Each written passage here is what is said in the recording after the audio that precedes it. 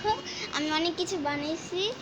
এই যে এটার মধ্যে জেলি আর একটা কয়েন আছে, তার তোমরা দিয়ে এটাতে আমি কিন্তু 30 টাকা কমে নিলাম। এটার মধ্যে অনেক ভালো জিনিস আছে, টাকা আছে, এটার মধ্যে দিলাম ওদের কিন্তু 5 টাকা স্কেচ। তারপর আমি এখানে কালারিং কাগজ আছে, এটার ভিতরে এই যে কালারিং কাগজ আছে, বাইরে দিয়ে কালারিং দেখা আমার কাছে ভালো লাগছে।